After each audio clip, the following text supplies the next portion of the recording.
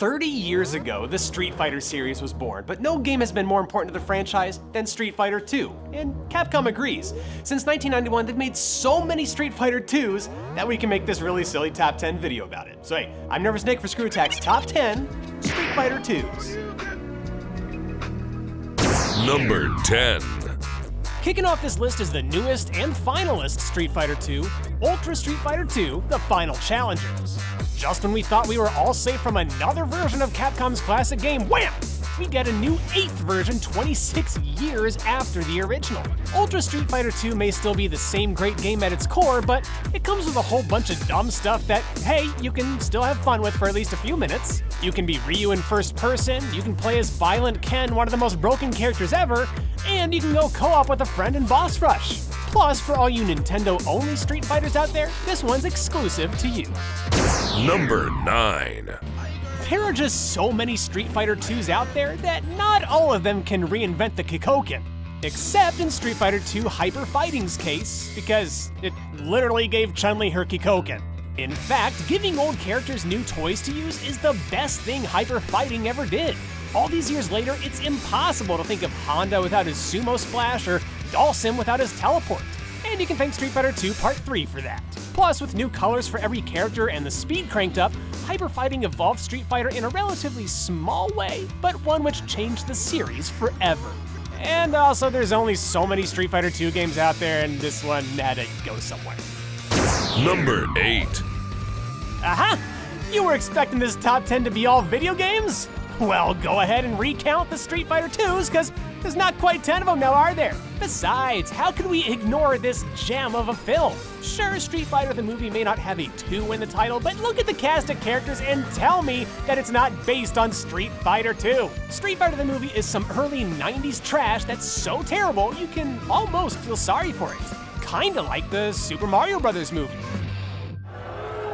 Oh, come on, I can't be the only one who feels that way. Who could forget a movie that gave us Zangief's awkward handshake, or Raul Julia's performance as M. Bison, or this movie's greatest gift of all, casting the coolest Belgian man in action films as the all-American Guile.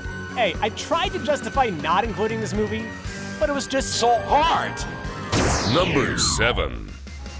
All right. If there is a movie Street Fighter fans can love unironically, it would be the animated one. We've talked this movie up before, but for any old school Street Fighter fan, you've got to watch it at least once. Seeing every single classic character in a feature-length movie that doesn't take stupid creative liberties was nice for a change. Heck, just for that alone, we put it on our top 10 video game movies, which you should totally go check out, by the way. And just like in that video, how can I talk about Street Fighter II, the animated movie, and not bring up that scene with Chun-Li? Oh yeah, it's that part where it cuts to her apartment, you hear that shower running, and then it actually shows something you never thought a Street Fighter movie actually would. Vega drinking Chun-Li's blood. Like, who does that? That's gross. You're gonna increase your risk of heart disease. Number 6. You could say that the greatest thing about Street Fighter II's first re-release was making the boss characters playable or being able to fight mirror matches, but you would also be incredibly wrong. The best thing Championship Edition ever did was give rise to the famous ROM hack Street Fighter II Rainbow Edition. This game is full-on stupid, and therefore, full-blown fun. What if I told you that Ken's DP could shoot fireballs, or that Guile's sonic booms home in on you? Or that you could cycle through characters mid-match just by hitting the start button? Rainbow Edition made every character as insanely broken as humanly possible, and was all the better for it. Heck, back in the day, we had our own Rainbow Edition arcade cabinet that we loved so much, we made a music video for it. Street Fighter Rainbow. Street Fighter Rainbow again. Street Fighter Rainbow. Yep, singing about a hacked arcade game to the tune of Reading Rainbow. Respect the Screw Attack history, folks. Number 5. Coming in at number 5 is a game whose title I have to treat as its own entire sentence. Super Street Fighter II Turbo HD Remix!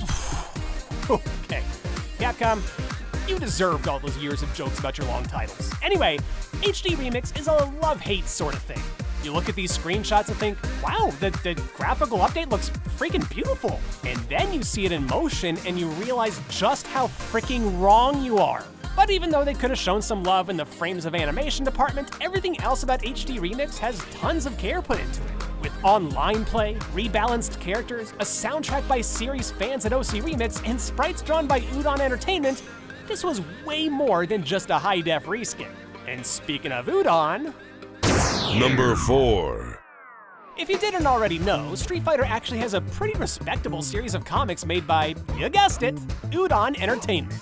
We'll even be extra picky and only include the ones based on Street Fighter II specifically. These comics did wonders for fleshing out the teeny bits of story you could find in the games and let us appreciate the world of Street Fighter in a whole new way. You got flashbacks to Ryu and Ken's days of training under Goken, Akuma killing Ryu's master, and Ryu trying his hardest to avenge him while also battling the Satsui no Hado within. And with all of that incredible artwork, these comics made what was old feel brand new all over again. And hey, we can all agree that it's billions of times better than the old Malibu comics from back in the day, right? You remember that story when the bad guy sent Ken's scalp to Ryu in the mail? Yeah, that sucked. Number 3. Sometimes making decisions is hard. Believe me, I know, because some of these top 10s are real heartbreakers for me. Hyper Street Fighter II Anniversary Edition gives you all of the choices on the character select screen, but thankfully, that just makes it easier for me to put it high on the list. What I mean is that Hyper Street Fighter II lets you play as any version of any Street Fighter II character there had ever been. Want to play the Championship Edition version of Ryu against Super Turbo Vega? Do it! Or how about Turbo Blanca versus the original Chun-Li? Baby, the world is your oyster. Hyper Street Fighter II Anniversary Edition was arguably the quintessential Street Fighter II when it released, but it's still not quite as important a game as these two. Number 2. You know, sometimes I think it's kind of cheesy to put the one that started it all so close to the top, but Street Fighter II The World Warrior actually deserves it. Every other game on this list is basically just piggybacking on what the original Street Fighter II invented. The characters, the gameplay, even the very concept of combos were all created or made popular by the 1991 classic. In the face of all the other Street Fighter IIs that have come out since, maybe most would only play World Warrior for the nostalgia, but I would play it because it's the most important fighting game ever. It's number 1. There's only one Street Fighter II that has truly stood the test of time all these years later. Since 1994, Super Street Fighter II Turbo has been the most competitive version of the game. It's still played at almost every fighting game major.